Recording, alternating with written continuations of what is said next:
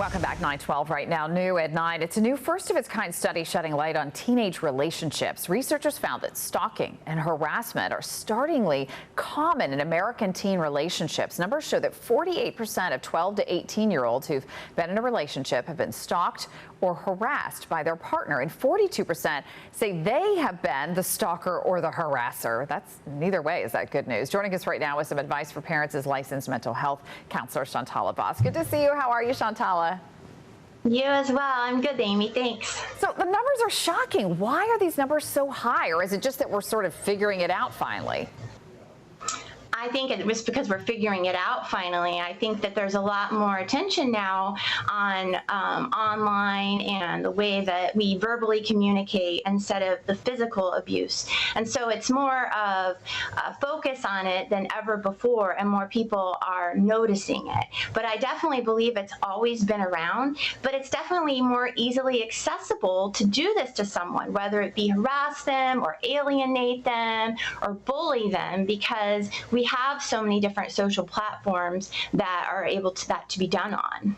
Well, you bring up a good point. I know that it's scary when, my daughter will pull up Snapchat and she can see where every single one of her friends are at any moment. Everybody knows where everybody is all the time. That's not necessarily a good thing, right?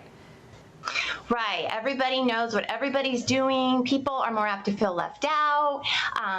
Kids report FOMO or feeling like other people don't like them. So everybody is in everybody's business. And as a result of this, it can just result in a natural problem for kids. And kids are also very alienated right now and isolated. So they're bored, they're lonely.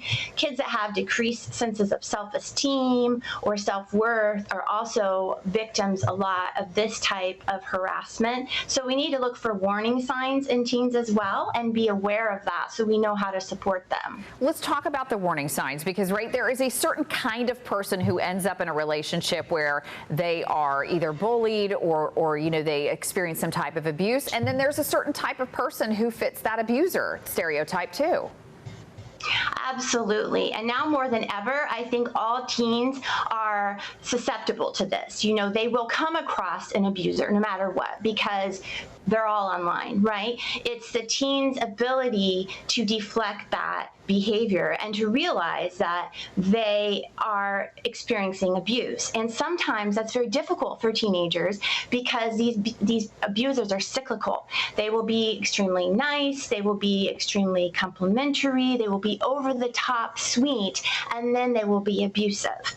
And then they will say they're sorry, and then they will come back. So a lot of times it's not even necessarily that this child has low self-esteem or no parental support, or they're not having drug or alcohol abuse, they're not necessarily sexualized at a young age. Those are the signs we would look for in a relationship that's abusive. But a lot of times that's not even there because it's so sneaky, and because young kids have that need to connect so early on, they don't even notice that that's what these people are doing. And then they're hooking their partner in, and then it's hard to let go, especially when there's not as many things that kids can focus on right now as far as healthy outlets. So how does mom or dad or grandparent gently talk a teenager out of an unhealthy relationship like this? Because that is not easy.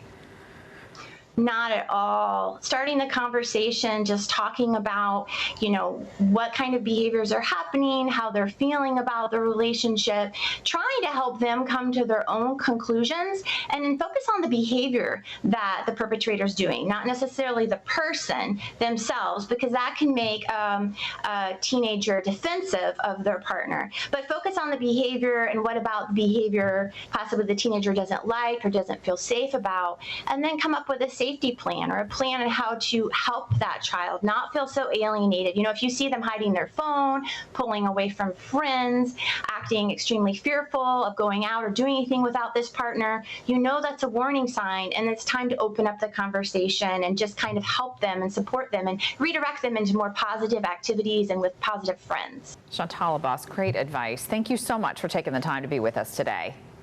Thank you for having me. Good to see you. All right, let's send it right over to Fox 35 meteorologist Jamie King. He's standing